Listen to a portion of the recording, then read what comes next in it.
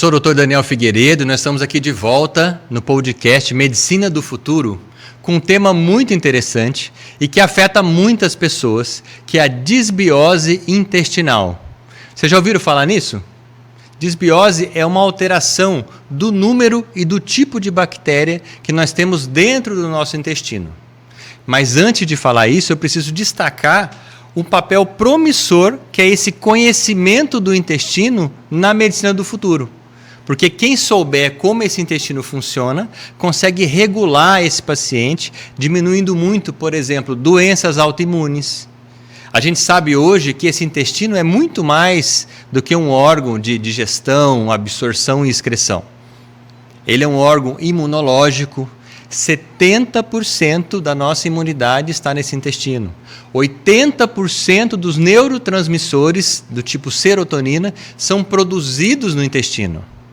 Não é que eles vão para o cérebro, mas parece que o intestino manda uma informação através de um grande nervo, que chama nervo vago, para o cérebro produzir serotonina. E também dá alguns tijolinhos para ele conseguir absorver e produzir essa proteína lá no cérebro.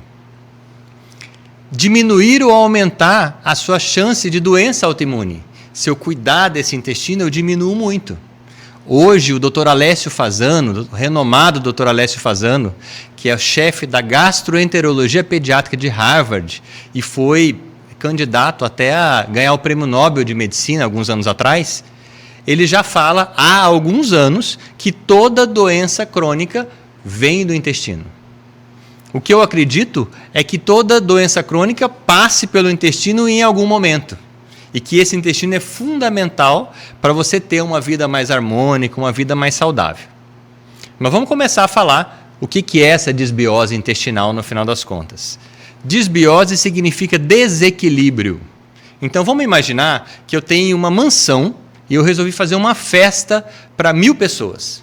Estão todas lá dançando, comendo comida boa, em harmonia, todo mundo feliz. E de repente entram alguns penetras nessa festa.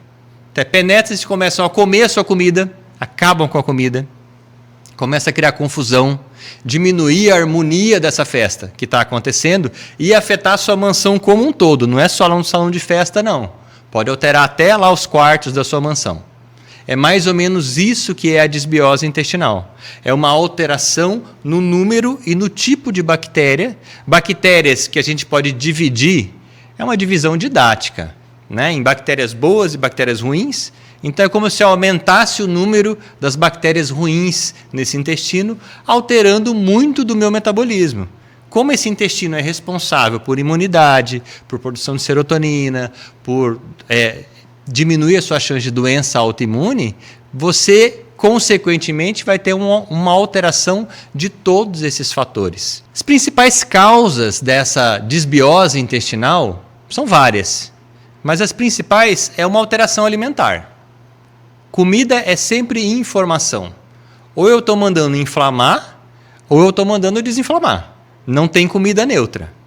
Então, se eu como uma comida extremamente inflamatória, se eu como uma comida riquíssima em açúcar, ultraprocessada, eu vou acabar diminuindo a comida que a minha bactéria, na verdade, quer comer, que é o alimento de verdade.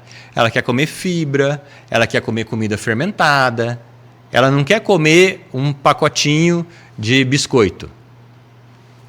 Outro ponto, além desse alimentar relacionado à qualidade da comida e às calorias vazias que a gente fala, ela inflama só com caloria e sem nutriente, fazendo a minha bactéria passar fome. Eu sempre brinco com meus pacientes que se a sua bactéria intestinal estiver feliz, você também está feliz. Outro ponto importante é em relação ao uso de antibiótico terapia. E quando eu falo de antibiótico terapia, não é somente aquela criança que fica fazendo ciclos recorrentes de antibiótico por dor de ouvido. Tá? Essa criança também vai abaixar a imunidade e cada vez mais vai ter infecção de ouvido, se você não tratar o intestino. Mas nós pensarmos maior, pensarmos em tudo que mata a bactéria. Tá? Antibiótico, antivida. O que é antivida? Antibiótico é antibiótico. Flúor é antibiótico.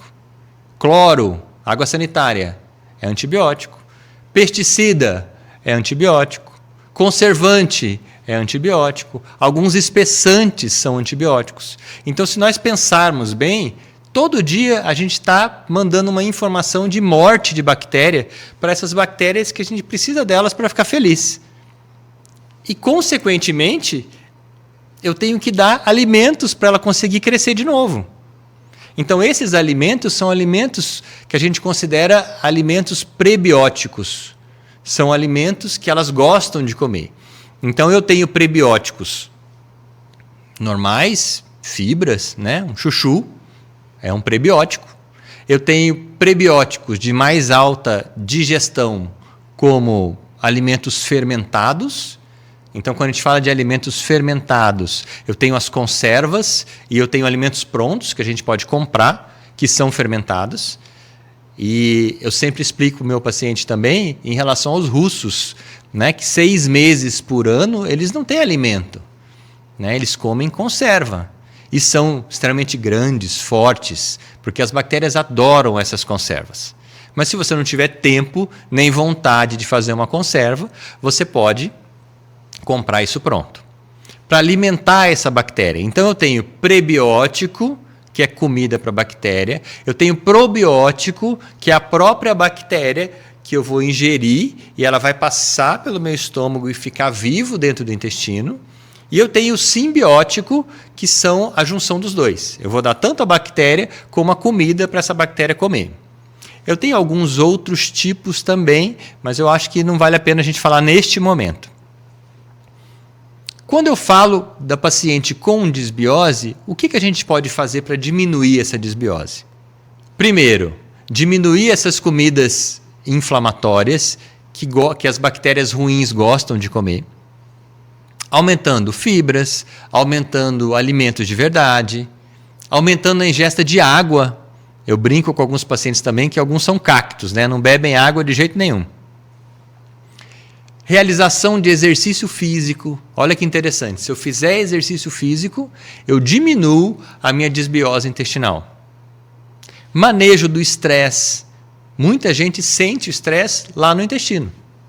Ou ela aumenta muito a secreção de ácido no estômago, e isso vai para o intestino e até ser neutralizado, pode também fazer uma disbiose. Esse ácido clorídrico ele pode matar um pouco das bactérias também. E é tão complexo esse assunto que o contrário também é verdadeiro. Se eu tiver pouco ácido no estômago, muito comum em pessoas de mais idade, eu também posso fazer uma disbiose, porque eu deveria ter matado as bactérias que eu ingeri junto com o alimento, e não mato, e elas vão passar pelo estômago e vão começar a colonizar esse intestino também. Então, o manejo do estresse é interessantíssimo para você diminuir disbiose intestinal. Realização de exercício físico, mudança do tipo de alimentação, aumento da ingesta de comidas que essa bactéria gosta. Então, comidas, essas fibras prebióticas, comidas fermentadas, de maneira ao seu ritmo intestinal ficar dentro da normalidade. O que seria normalidade? 1 a 2 vezes por dia. 2 vezes ainda melhor.